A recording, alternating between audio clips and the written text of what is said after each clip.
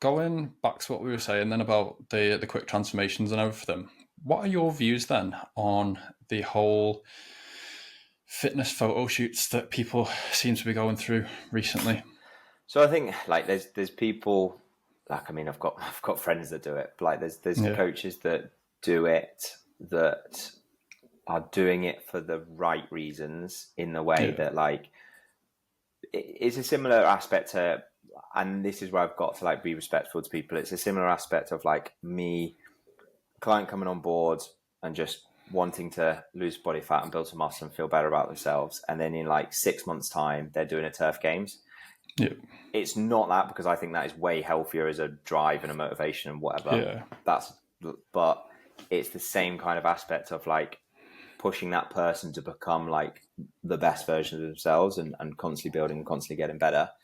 And I can see then the reason behind that of like wanting to push that person towards a shoot, of that person really feeling great about themselves, and taking it to that like next level aspect.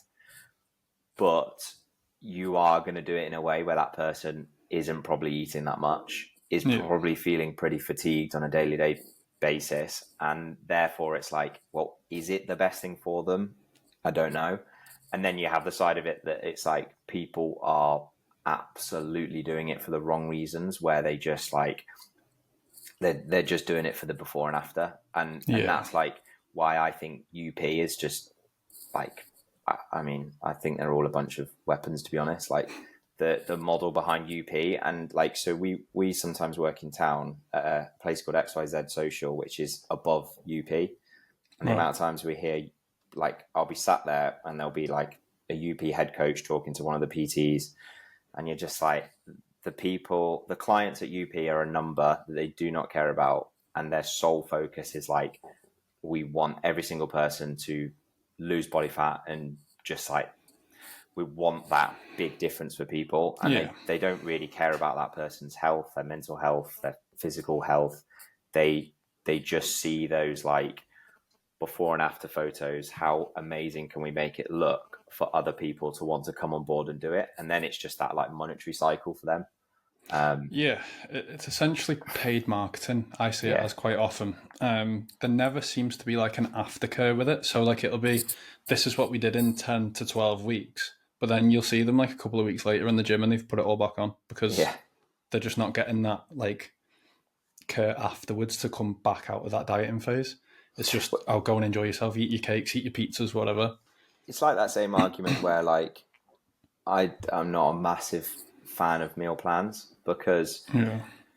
all it tells that person to go and do is like, right, on a Monday morning I want you to eat this, on a Monday afternoon I want you to do this, XYZ, and like rinse and repeat.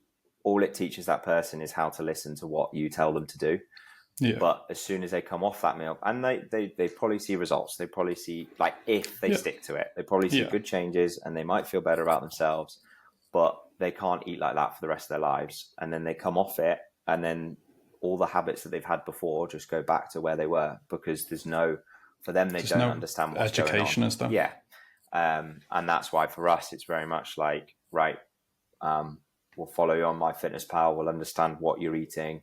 And as I Yeah. touched on before, of like making small changes, I tell people targets and goals to aim for. And then it's about like that aspect of, okay, let's swap this out and bring this in, right? Yeah. Add this in to get more of your protein, or add this in to feel better in your training, because actually we need to like fuel those sessions a little bit better. But like those feedbacks are going to be so much more important for that person that can carry on for the next 50 years, instead of just like an 8-week meal plan that does nothing really. Yeah, I was very similar. I never wanted to do meal plans. One, because of how time consuming it would be to make people That is meal also plans. it's a yeah. Two, as exactly what you said, is once they come off that meal plan, they don't know any different. But now, so I have an option of meal plans through the app that I use, Trainerize. Nice. And what that uses, so say if you get your calories for your client, it'll spit out a load of meals that fit those calories.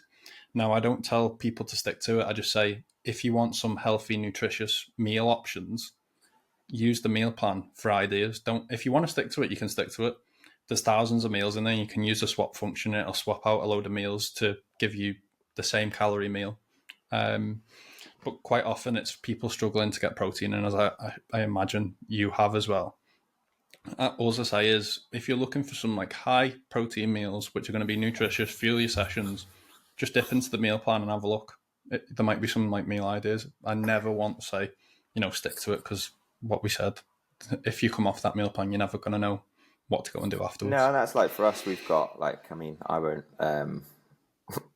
claim them. They're all Sarah's. It's like, I don't even know how many recipes are on there for people to like enjoy. And she's obviously broken everything down into high protein like meals, lower calorie meals, good snack alternatives, all these kind of breakdowns for people. So it's a similar aspect. It's like, look, this is 1,000,001 ideas for you, but it's about implementing things of what you enjoy doing. And as you say, there's and I mean, I'm sure there's even crazier like technology there with AI, where you can literally probably say, put into ChatGPT or whatever and say to someone like, right, they've got X, Y, Z that they don't enjoy doing. They've got this dietary issue, blah, blah, blah, and fire that in, and it will probably spit something out at you that's actually not that bad. Yeah. But yeah, it's that aspect of like, there's an idea, but still need to be flexible in your everyday life. Yeah, because everyone's life's different. So that's what I say to mine. Like when they come on, I'm like, right, you can stick to it if you want to, but everyone is different. Every week is going to be different. You're going to have stuff on. You need to fit your diet in around how you're living. Maybe make a few changes here and there to make it a bit more optimal. But yeah, it's about having that flexibility and then learning to go when they're out in the shops. If they need to go pick up something quick, they go, right, that's high protein, that's low like calorie, this, that, and the other, making just cleverer decisions basically.